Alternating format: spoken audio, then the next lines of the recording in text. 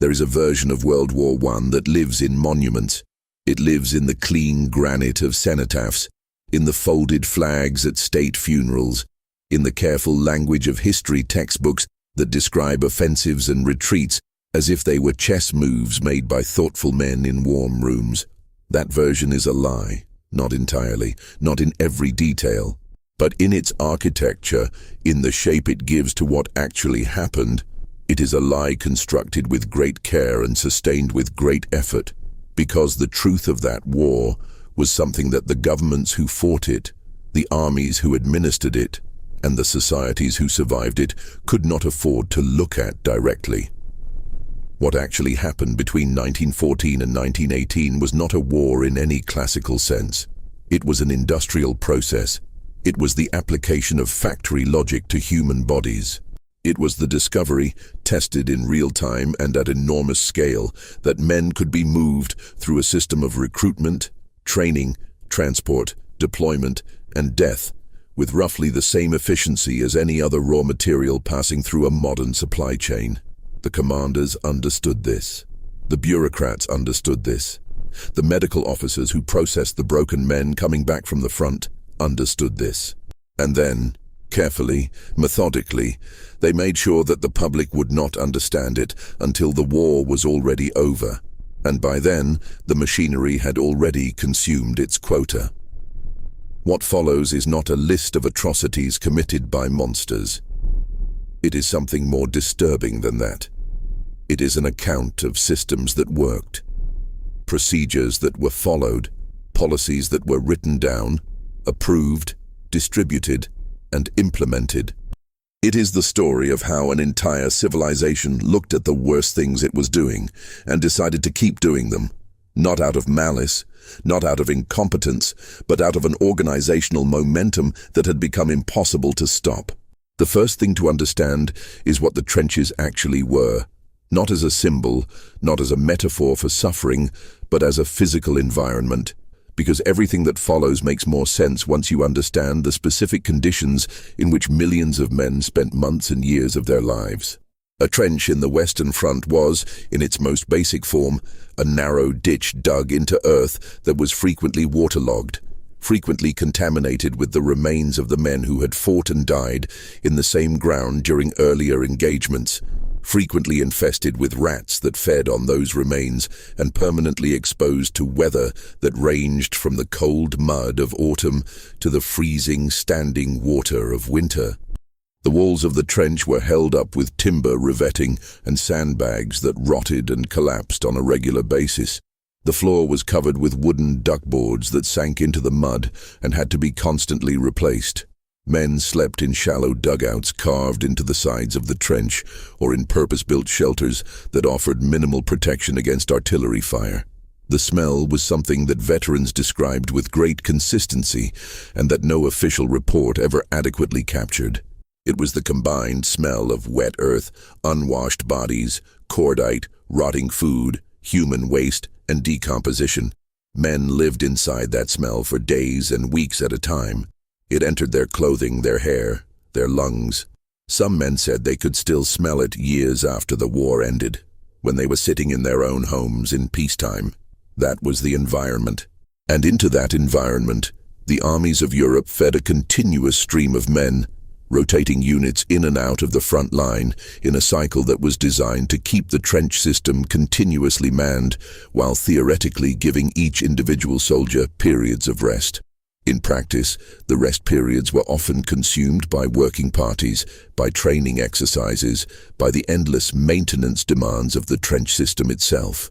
Men who had been at the front for a week would be pulled back to dig drainage channels or carry supplies forward under fire or repair barbed wire obstacles in darkness while enemy snipers worked the perimeter. The rotation system looked rational on paper. On the ground, it was a machine that kept men in a state of permanent exhaustion.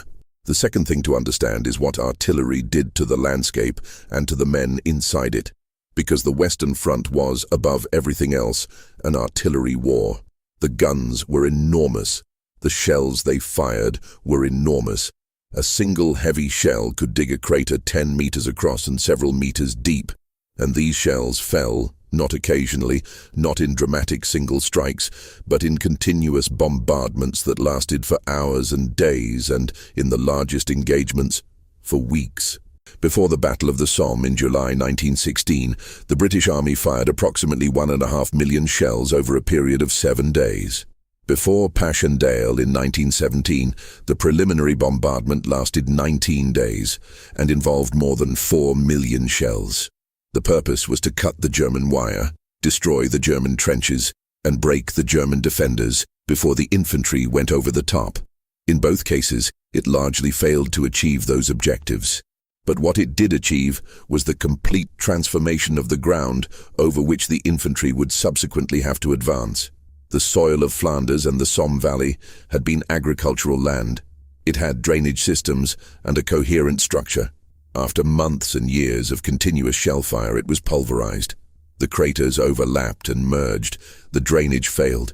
The entire surface of the ground became a landscape of mud and water that in wet weather reached depths sufficient to drown a man who fell into it. And men did fall into it. Some were pulled in when the banks of shell craters collapsed beneath their feet.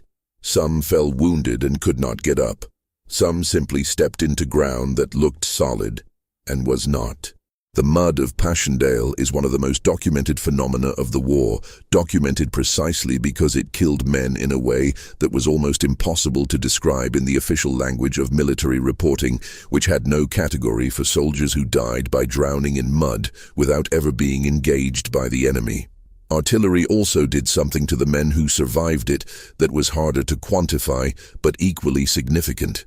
Extended exposure to heavy bombardment, to the continuous concussive shock of large shells detonating at close range, produced a pattern of symptoms that began to appear in military hospitals very early in the war. Men arrived at casualty clearing stations shaking uncontrollably. They could not speak. They could not walk steadily. They had lost their hearing, or their sight, or both. They had no visible wounds. The initial army medical assessment was that these men were malingering. They were sent back to their units. When they proved unable to function in their units, they were subjected to disciplinary procedures. Some were court-martialed for cowardice. The Army's institutional refusal to acknowledge that the concussive force of artillery could damage the human nervous system without producing external wounds persisted for a significant period of the war. And during that period, men who were suffering from what we would now recognize as severe traumatic brain injury were being punished for the symptoms of their injury. The term shell shock entered the medical literature in 1915 through a paper by Charles Myers, a British Army doctor who had been observing the pattern of symptoms and concluded that proximity to exploding shells was producing a neurological effect. The Army's response was complex and largely unhelpful. The term was eventually suppressed in official medical communications because it implied a physical cause, which carried the implication that the men suffering from it were genuinely ill rather than deficient in courage. A series of alternative diagnostic categories was introduced, including not yet diagnosed nervous, which was a holding classification designed to avoid committing to any acknowledgement of the organic nature of the condition. Men with this diagnosis could be, and frequently were, returned to frontline service once their most acute symptoms had subsided, regardless of whether the underlying condition had resolved. The scale of psychological breakdown during the war was enormous and is still not fully captured by official statistics, largely because the official statistics were designed to minimize its apparent extent. By the war's end, the British Army alone had processed over 80,000 cases of shell shock through its medical system. That number represents only those cases severe enough to require hospital admission and too severe to be managed at unit level through the informal application of pressure, shame, and disciplinary threat. The actual number of men who experienced significant psychological impairment during the war is unknowable, but estimates from researchers who have examined the medical records in detail suggest it was far larger. Some historians have proposed that a degree of psychological damage was essentially universal among men who served extended periods in the front line, and that the variation was not in whether damage occurred, but in how severely it manifested and how effectively it was concealed. The practice of concealment was widespread, systematic, and encouraged at every level of the military hierarchy. A soldier who reported psychological symptoms risked being labeled a coward, which carried social consequences that extended far beyond the military context. Letters home were censored. A man could not write to his family about what he was experiencing. He could not describe the conditions. He could not express fear or despair, or the specific quality of exhaustion that came from months of living in proximity to violent death. The censorship was comprehensive and consistently enforced. Letters were reviewed by junior officers, whose job was to remove any content that might damage civilian morale or provide useful information to the enemy, but who in practice also removed content that was merely honest about the reality of life at the front. What reached families at home was a carefully filtered version of the experience, stripped of its most important elements. This systematic management of information operated at every level simultaneously. The dispatches of war correspondents were controlled through an accreditation system that gave the military authorities effective veto power over what was published. Photographs were subject to censorship. The earliest photographs of the Western Front that showed the dead, the wounded, the physical devastation of the landscape were suppressed or delayed. The public image of the war presented in newspapers and official communiques bore a consistent relationship to the actual war that was not one of accuracy but of managed representation. Victories were described in terms of ground gained. Casualties were reported in aggregate numbers that did not convey their human meaning. Defeats were described in language designed to preserve the sense of strategic momentum. The men reading these accounts at home were reading a war that did not exist, while the men who were actually in the war were prohibited from saying so. The third practice that history has largely buried is what actually happened to the dead. The scale of casualties in World War I was such that the systems developed over centuries for treating the war dead with ceremony and individual recognition simply could not function. In a single day at the Somme, on the 1st of July 1916, the British Army suffered approximately 57,000 casualties, of whom nearly 20,000 were killed. To put that in terms of physical logistics, 20,000 bodies needed to be recovered, identified where possible, recorded and buried, all in a combat zone that was still under fire, all by men who were simultaneously engaged in trying to continue an offensive that had just suffered a catastrophic failure. The system broke down immediately and completely. Bodies lay unburied in no man's land for days, weeks, and in some cases months. The armies developed procedures for the collection of the dead during quiet periods, working parties sent out at night to bring in as many bodies as they could recover before dawn. But the volume was too large and the conditions were too dangerous, and a significant fraction of those killed were never recovered at all. The ground absorbed them.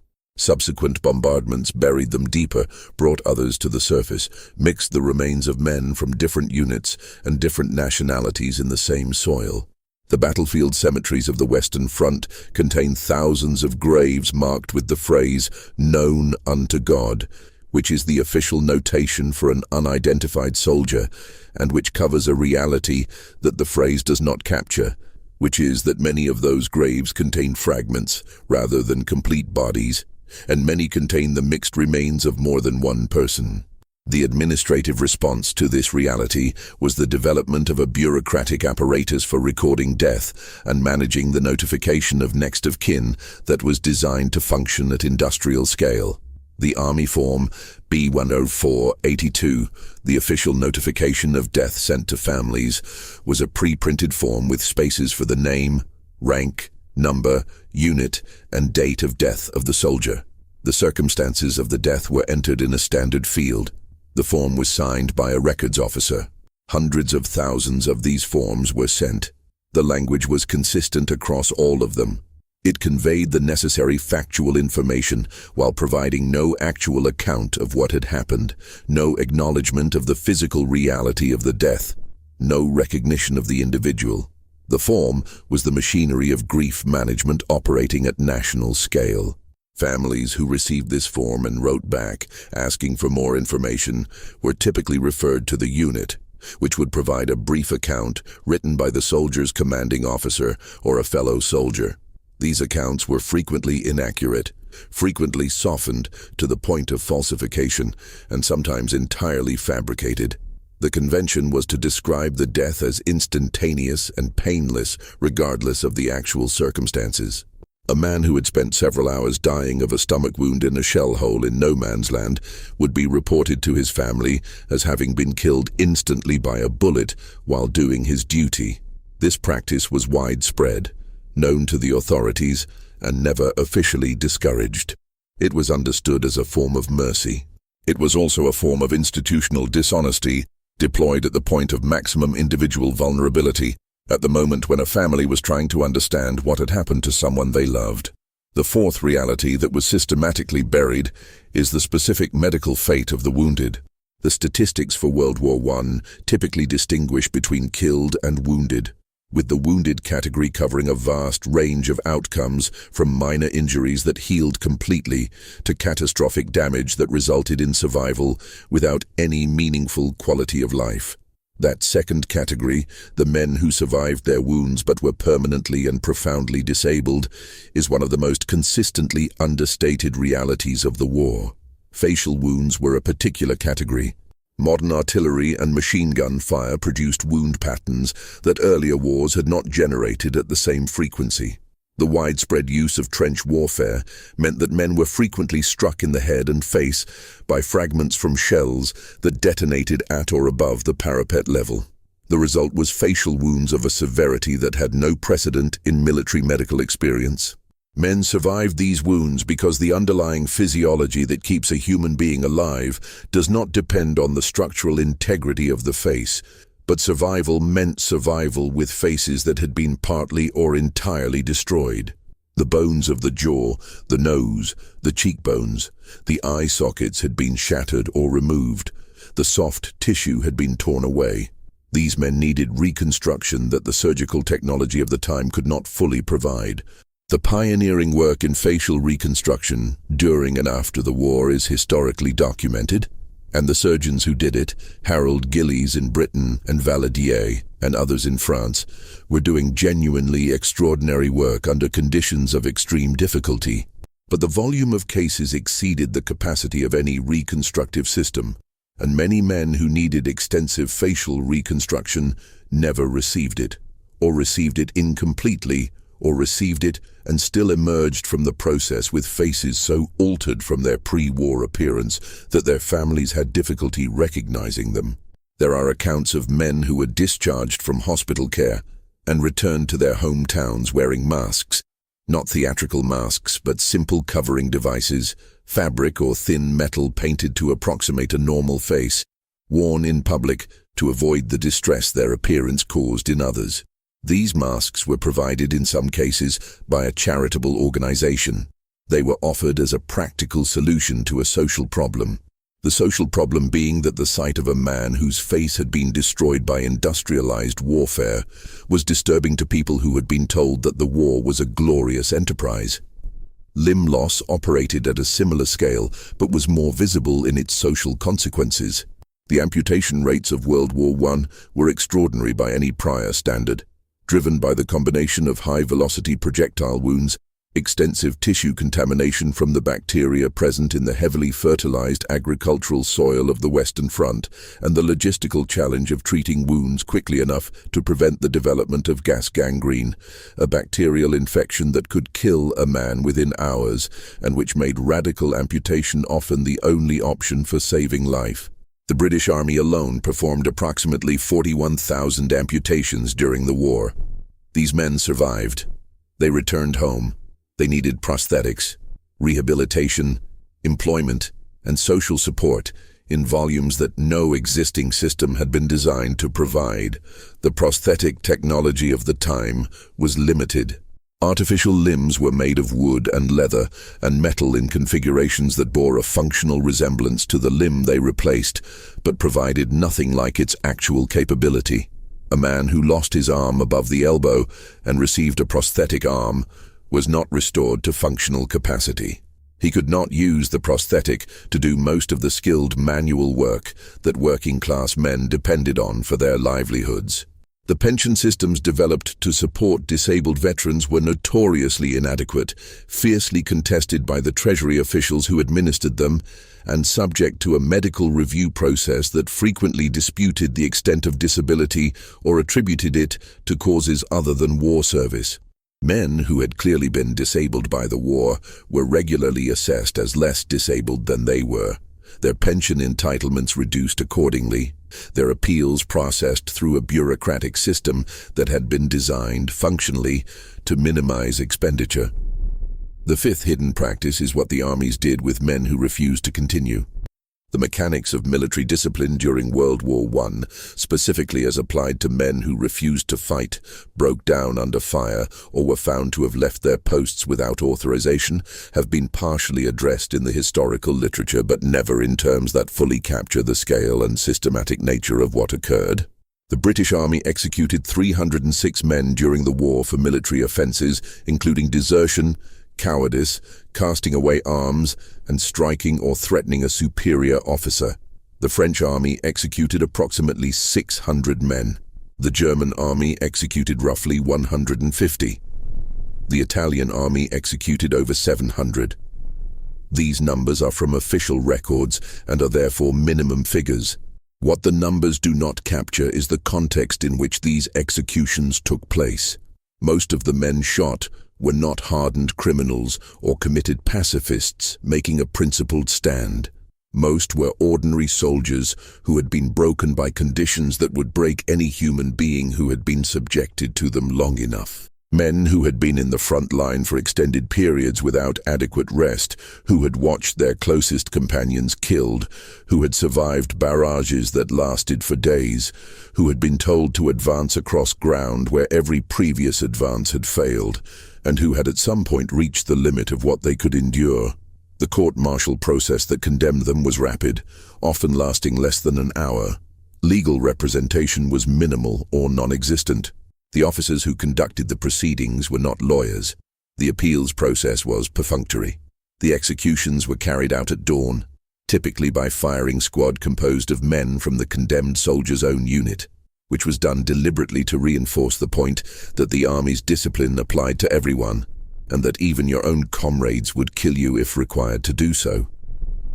In Britain, the families of executed men were not told how their relative had died.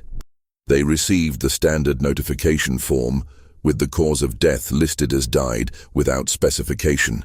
The stigma of a military execution was such that the suppression of the circumstances was understood as a kindness. Many families did not learn the truth for decades. In some cases, they never learned it. The official records were classified. The graves of the executed men were not marked in the same way as those of men killed in action.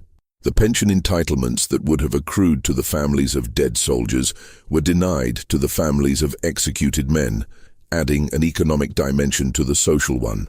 The sixth practice is what happened at the front during the periods between major offensives, which constituted the majority of the war's duration. The popular image of World War I is dominated by the great battles, Verdun, the Somme, Passchendaele, Gallipoli, because these are the events that generated the largest numbers of casualties in concentrated periods and are therefore most easily rendered as historical events with a defined shape. But the great battles occupied a relatively small fraction of the total time of the war. For most of the war's 4 years, the Western Front was in a state that the military described as active defense, which meant that no major offensive was underway, but that the trenches were continuously manned, and that men were being killed and wounded on every day of every week of every month, not in large numbers, but consistently, reliably, without pause. The daily attrition of the trenches was produced by sniping, by artillery harassment fire, by trench raids, by the routine hazards of moving supplies and men through a zone of continuous low-level fire.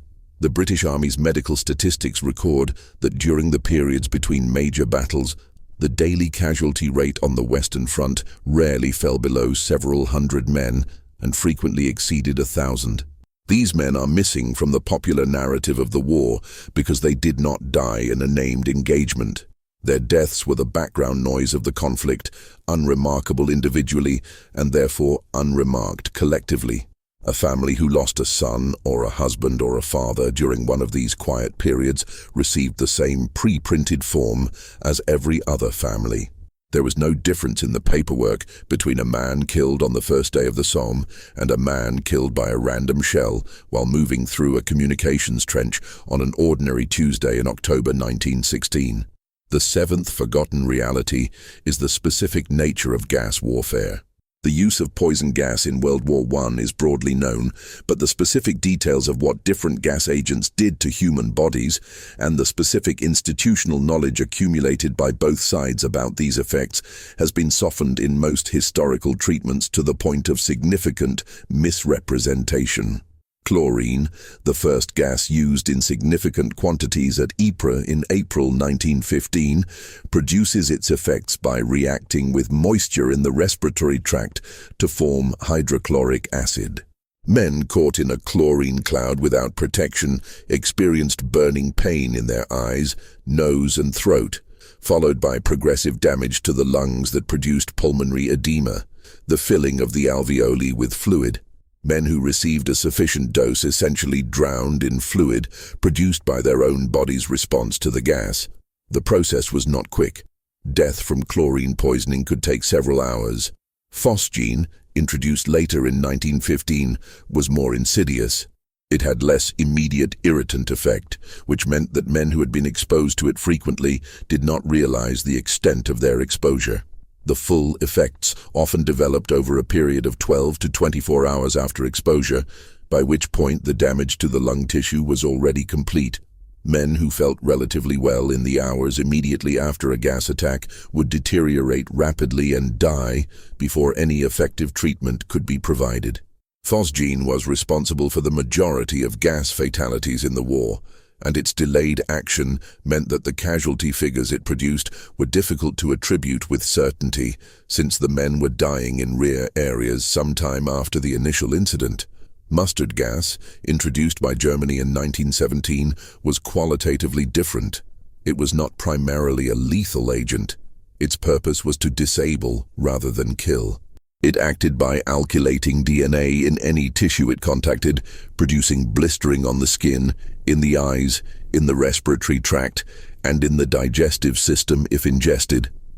Men who were exposed to mustard gas typically survived, but they survived in severe pain, their eyes swollen shut, their skin covered in suppurating blisters, unable to see, unable to function, requiring extensive nursing care. The military logic of this was explicitly acknowledged at the time. A dead soldier required no further resources from the enemy's medical system. A severely injured soldier required stretcher bearers to carry him, transport to move him, medical personnel to treat him, and hospital space to house him. Mustard gas was designed to impose maximum burden on the enemy's logistics system, and it did so effectively. The eighth suppressed reality is what the armies knew and did not say about the psychiatric consequences of gas exposure. Men who survived gas attacks, particularly those involving phosgene and mustard gas, frequently developed chronic respiratory conditions that persisted long after the immediate effects had resolved. They also frequently developed significant anxiety responses specifically related to the experience of gas attack, responses that were adaptive in the short term, since a soldier who panicked at the first smell of gas and immediately donned his respirator was more likely to survive a gas attack than one who remained calm, but which became disabling once the man was removed from the combat environment. Former gas casualties frequently presented in civilian life with respiratory symptoms that had no organic cause, with panic attacks triggered by unfamiliar smells, with nightmares specific to the experience of gas. These symptoms were documented by military doctors during the war. They were also systematically attributed to moral weakness, to lack of fiber, to the fundamental inadequacy of the men presenting with them, rather than to the experience that had caused them. The ninth practice is trench raiding, which was the activity of sending small groups of men, typically at night, across no man's land into enemy trenches for the purpose of gathering intelligence, taking prisoners, and disrupting the enemy's routine.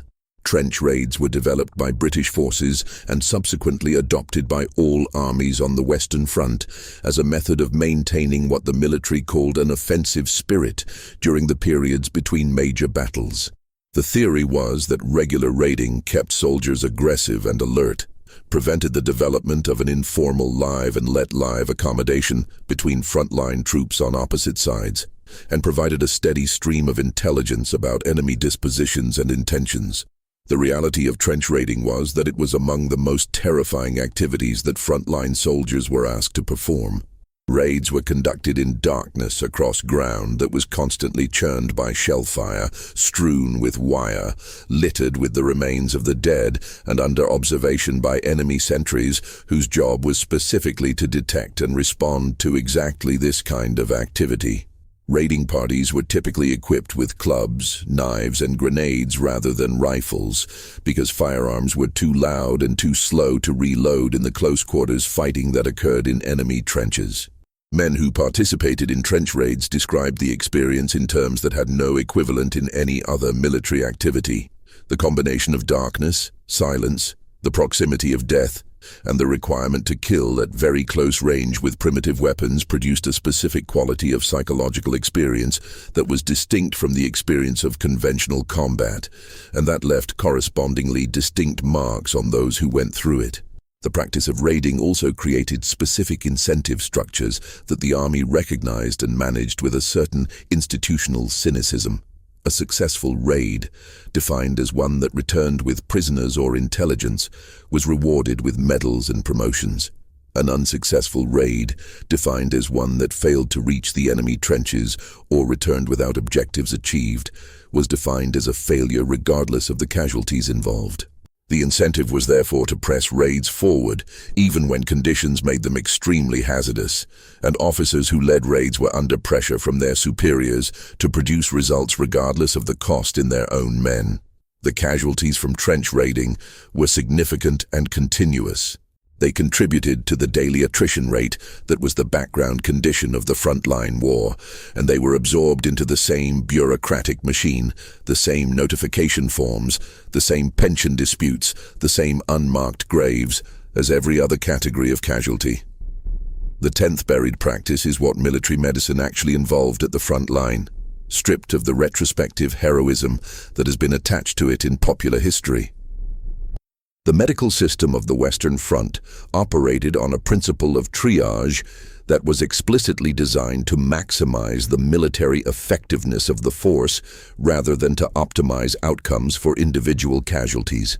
The system classified wounded men into 3 categories: those who would survive without immediate treatment, those who would survive with immediate treatment, and those who would not survive regardless of treatment. The 3rd category was left to die without treatment. This was not an emergency improvisation. It was official policy, implemented in writing and enforced by medical officers who understood that they did not have the resources to treat all casualties, and that attempting to treat the unsalvageable would consume resources needed for the treatable. What this meant in practice was that men with abdominal wounds, with severe head wounds, with multiple major limb amputations who were alive and conscious and in acute pain were sometimes placed to one side of the casualty clearing station and given morphine if it was available, or nothing if it was not, while the medical staff moved on to treat men with better prognoses. The men in this category knew what was happening. They were not always unconscious. Some of them remained conscious for extended periods. The accounts left by medical personnel who worked in casualty clearing stations during major battles describe scenes of a specific quality that conventional historical language is not adequate to convey. The system worked. The triage classification maximized the number of men returned to fighting capacity. As a medical logistics problem, it was well designed and efficiently implemented. As an account of what it meant to be a human being in those circumstances, it is something else entirely. The 11th practice is what happened to the horses. This is in many ways a minor element of the war's overall horror. but it is consistently absent from popular accounts in a way that seems deliberate. World War I was the last major conflict in which horses were used at scale as military animals, and the scale was enormous. The British Army alone had approximately 1 million horses in service during the war. They were used for cavalry, although cavalry proved largely ineffective on the Western Front due to the nature of the terrain and the density of defensive firepower, and for transport, which was their primary function. The horse transport system of the Western Front moved shells, food, water, materials and equipment through the network of roads and tracks behind the front line, and without it, the entire system would have collapsed. The horses suffered in conditions that mirrored and in some respects exceeded those of the men. They stood in mud for extended periods. They were under artillery fire. They were used in operations and then discarded when they broke down. The veterinary services of all the major armies were overwhelmed by the volume of animal casualties. Horses wounded in action were euthanized on a large scale because there was no capacity to treat them or recover them to rear areas. A British horse killed in action was simply noted in a logistical ledger as equipment lost. The emotional responses of the men who worked with these animals, who had in many cases formed genuine bonds with specific horses over months or years of service, were not recorded in any official document. The attachment was not relevant to the military function. The 12th suppressed reality is the specific category of death known as friendly fire, the killing of soldiers by the weapons of their own side. The statistical frequency of friendly fire casualties in World War I is difficult to establish because the records were designed to obscure rather than illuminate it. The Army had strong institutional reasons to underreport it, since it created legal liability, damaged morale, and complicated the political management of casualties. But the physical conditions of the war made friendly fire an almost inevitable feature of operations. Artillery was fired by observers who could not directly see the targets they were engaging. The communication systems that should have transmitted accurate target information to the guns were frequently disrupted. The smoke and dust of battle reduced visibility to near zero.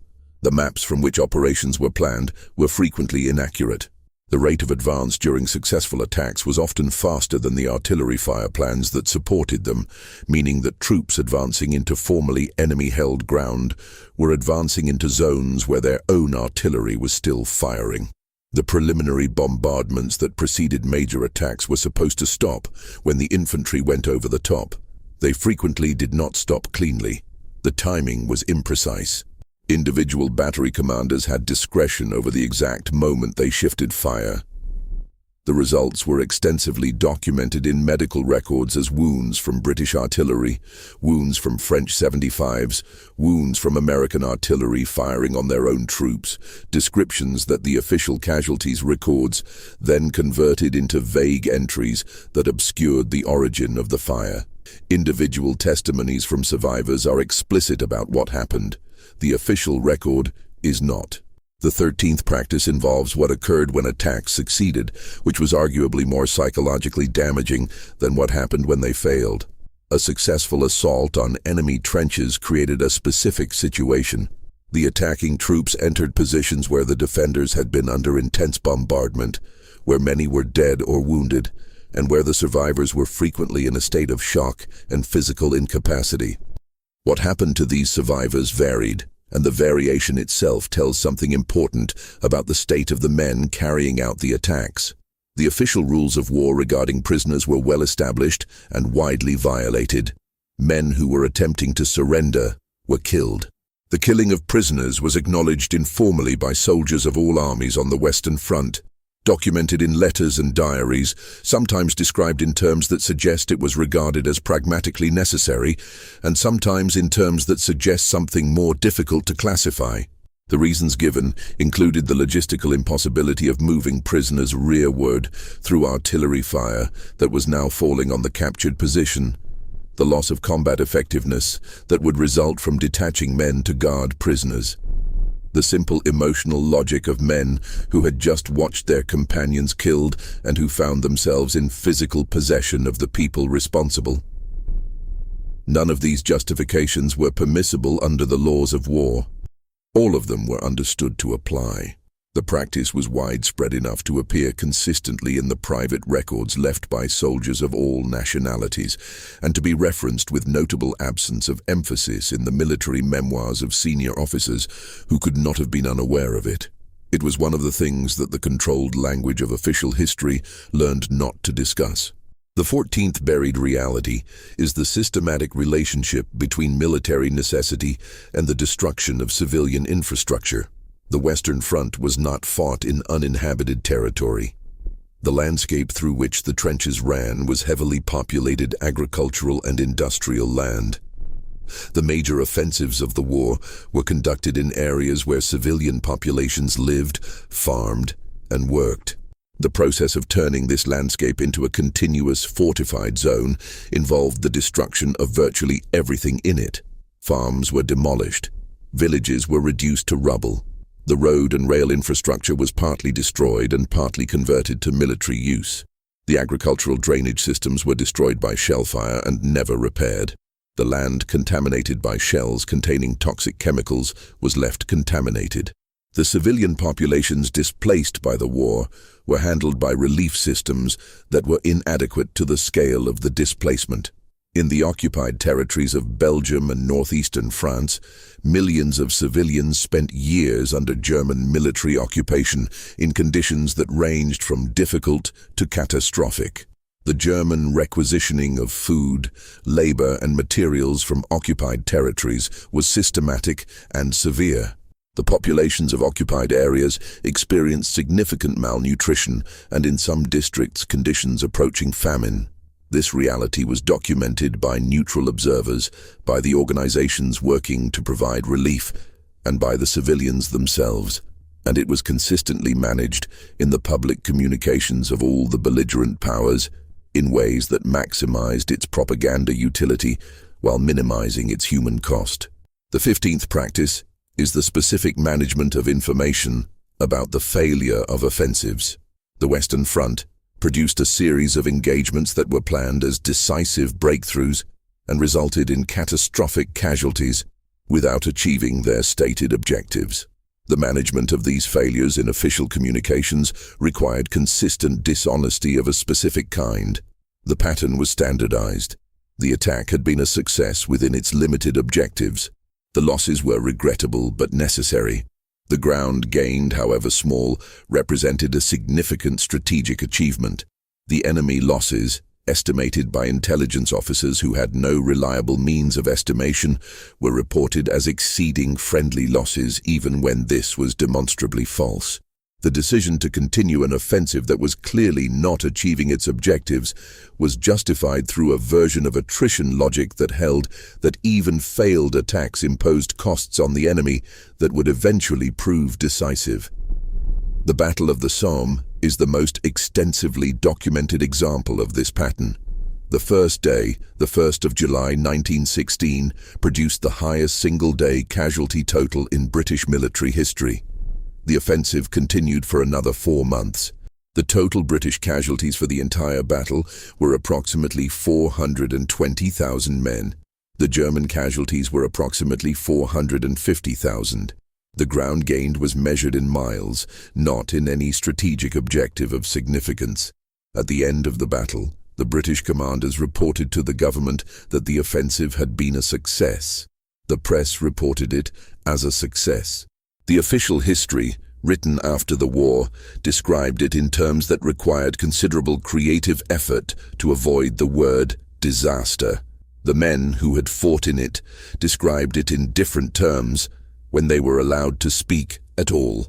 The 16th suppressed practice is what armies did about the continuous problem of alcohol.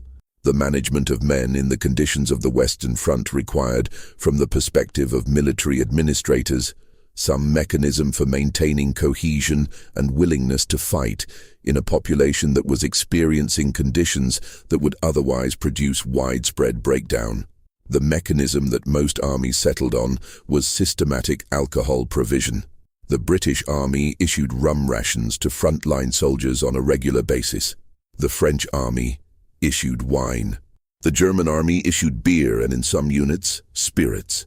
These were not treats or morale bonuses in the soft sense. They were operational necessities, acknowledged as such by the medical officers and commanders who oversaw their distribution. The alcohol ration before a major attack was larger than the standard ration. The connection between what was being asked of the men and what was being given to them in advance was explicit and understood by everyone involved. The medical consequences of systematic alcohol provision to men who were already under severe psychological stress, who were living in conditions of extreme physical hardship, and who had no other mechanism for emotional regulation, were not addressed in official documents. The addiction that developed in some soldiers was handled by the same disciplinary apparatus that handled other failures of military function.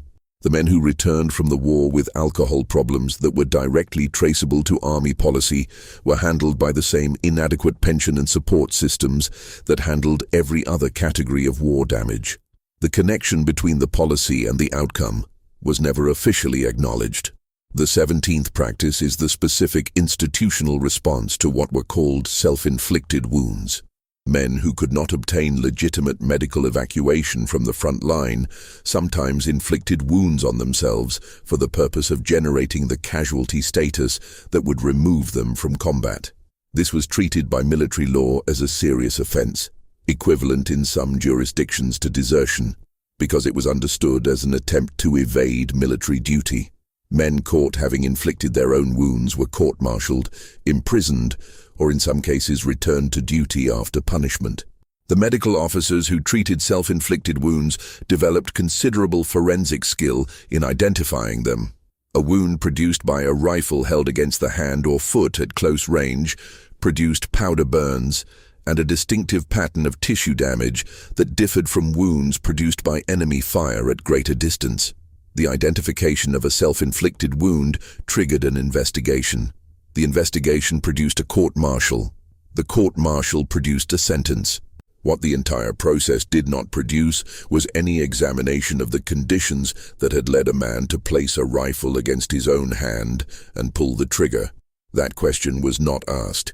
It was understood, but not in any official way, that answering it would require acknowledging things about the conditions of service that the institution was not prepared to acknowledge. The 18th buried reality is the systematic suppression of evidence about the conditions in which surrendered enemy soldiers were held. The prisoner of war systems of all the major powers during World War I operated under conditions that violated the existing conventions on prisoner treatment in ways that were extensively documented by the neutral observers who had access to the camps, primarily representatives of the International Committee of the Red Cross.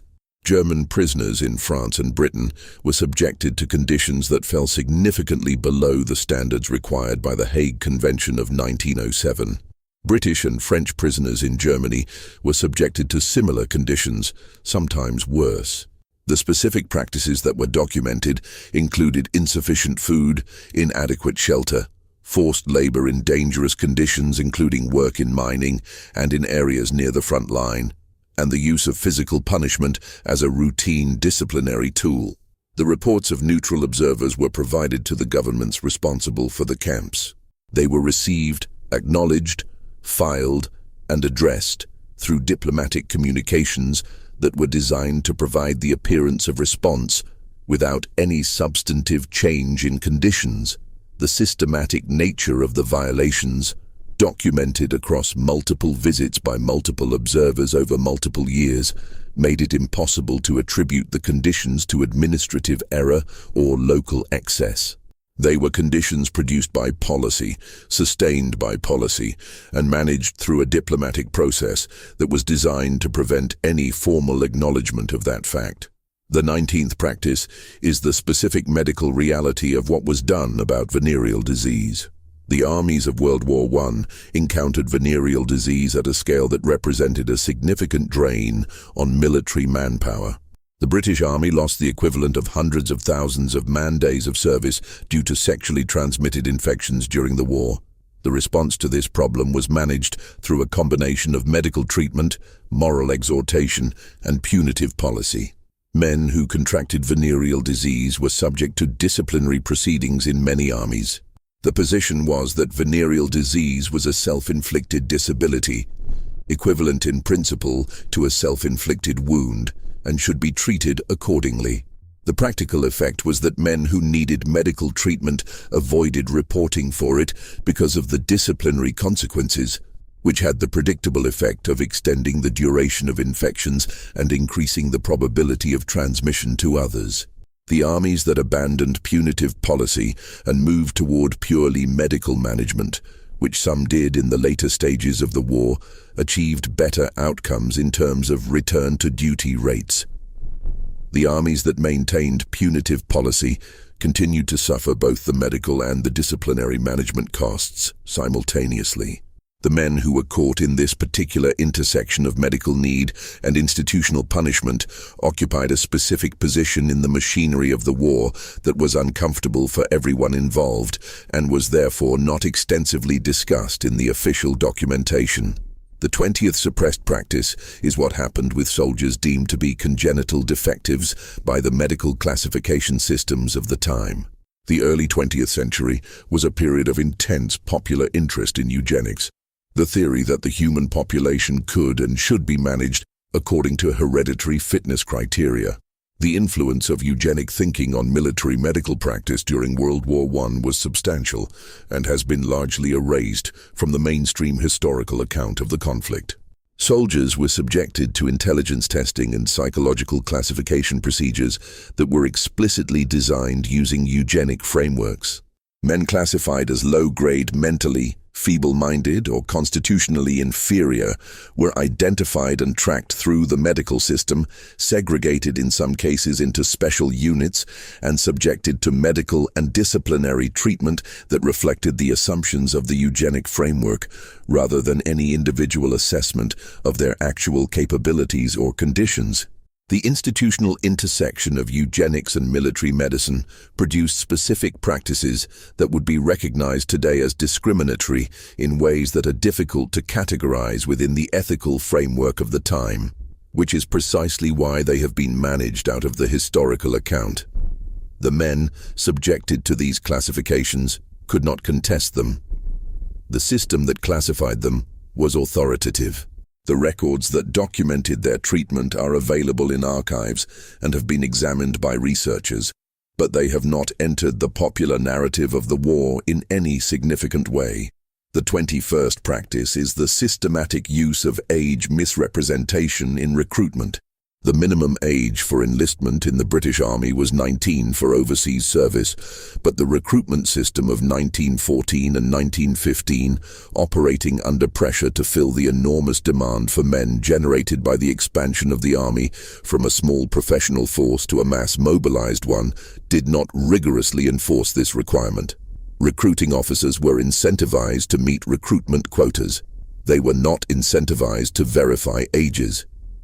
The result was that significant numbers of underage boys, some as young as 14 and 15, were recruited into the army, processed through training, and deployed to the front. The scale of this was not trivial. The charity known as Shot at Dawn, which campaigned for the pardoning of executed soldiers, identified cases where executed men had been under the legal age for military service at the time of their enlistment.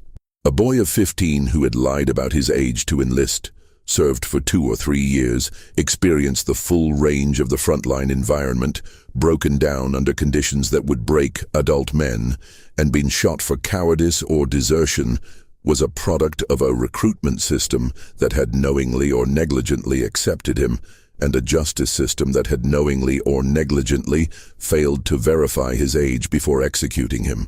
The Army knew boys this age were serving. There are records of boys being identified as underage and returned home, which demonstrates that the identification was possible. There are also records that show the majority were never identified, which demonstrates that the system's interest in finding them was limited. The 22nd buried reality is the specific experience of the soldiers of colonized peoples who fought in the war in European and other theaters. The British Empire mobilized enormous numbers of soldiers from India, Africa, Australia, New Zealand, Canada, and the Caribbean. France mobilized soldiers from West Africa, North Africa, and Indochina. The contribution of these forces to the Allied war effort was substantial and is broadly acknowledged in historical accounts. What is less broadly acknowledged is the specific terms on which these men were recruited, the specific conditions they experienced, and the specific treatment they received when they were damaged by the war. Indian soldiers on the Western Front in 1914 and 1915 served in conditions for which their training had not prepared them, in a climate far colder than any they had previously experienced, under a command structure that combined the practical demands of British military hierarchy with the racial assumptions of the colonial relationship. The letters sent home by Indian soldiers, intercepted and translated by British military censors, provide a documentary record of their experience that the official military history does not.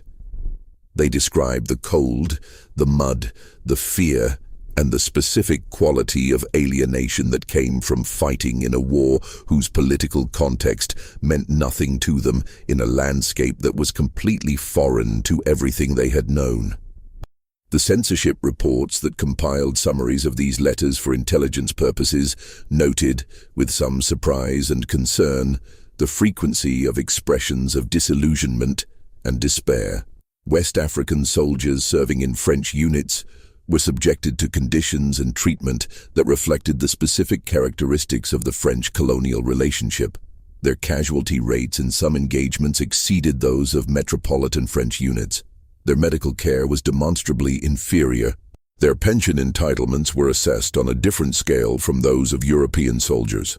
The systems designed to compensate men for the damage done to them by the war were explicitly calibrated according to the racial assumptions of the colonial hierarchy, meaning that a West African soldier who lost an arm in French service was legally entitled to less compensation than a French soldier who lost the same arm in the same engagement under the same conditions. The 23rd practice is the one that holds all the others together, and it is the most fundamental, and it is the simplest, and it is the one that the entire edifice of official history was constructed specifically to obscure. It is the practice of continuing. After the Marne in 1914, when it became clear that the war was not going to be resolved in weeks. After Ypres in 1915, when the first major gas attacks demonstrated what the industrial chemistry of the 20th century could add to the existing inventory of ways to kill people.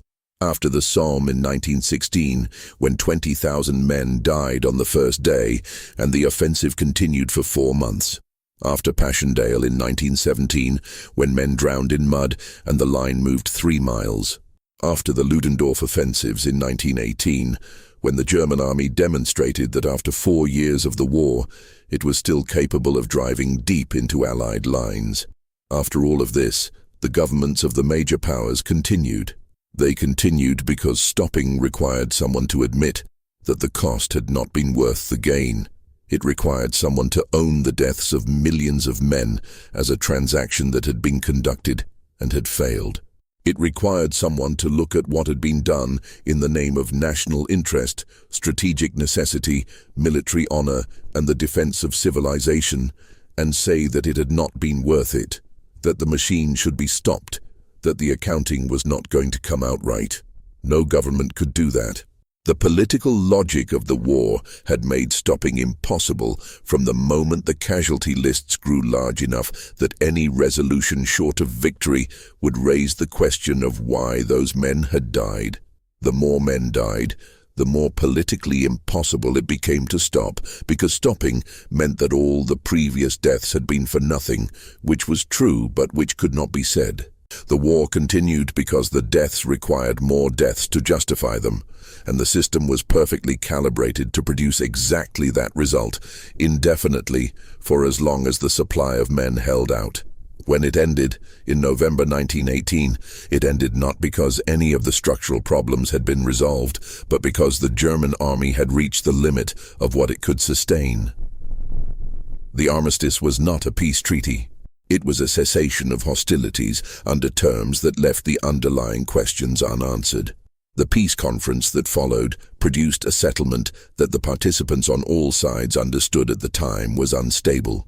The German government that signed the armistice did not survive. The empires that had gone into the war came out of it dissolved or destabilized.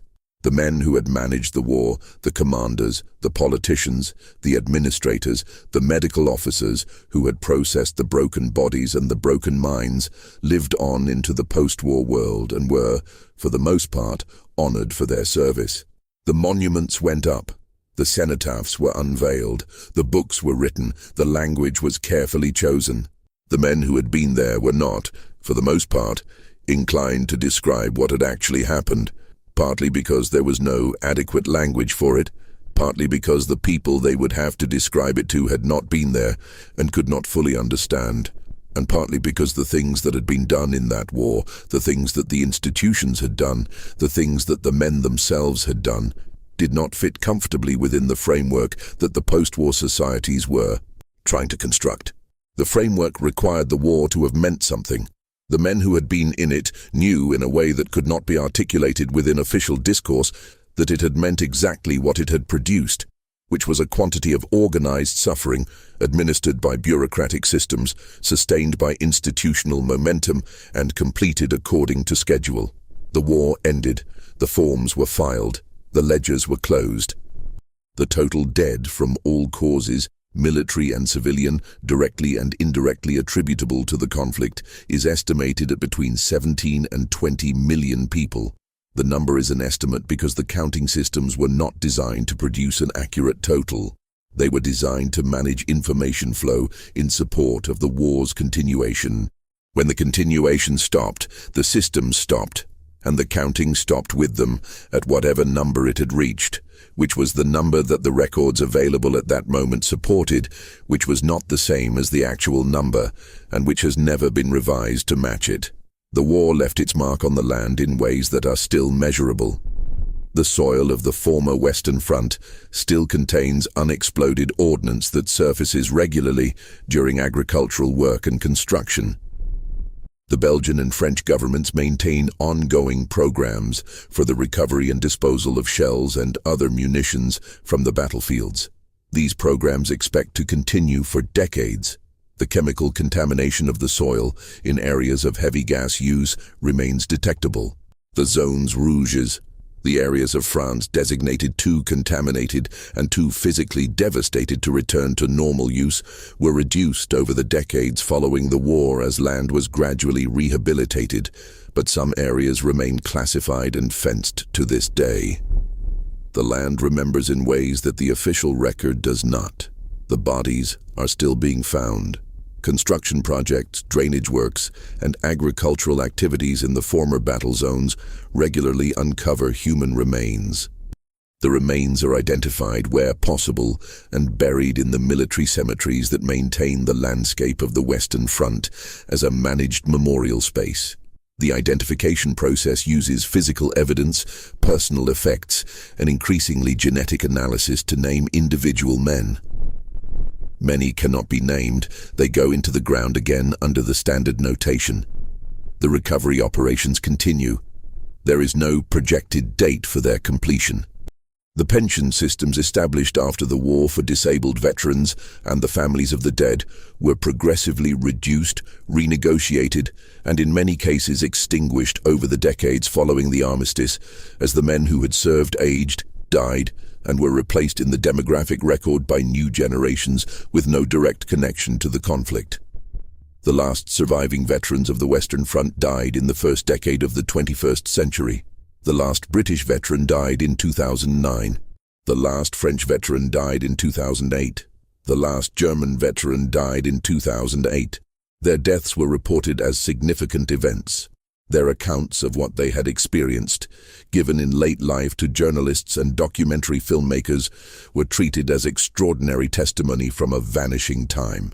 What they described, the cold, the mud, the rats, the smell, the sound of bombardment, the sight of the dead, the bureaucratic indifference of the systems that had managed their service, was not treated as information.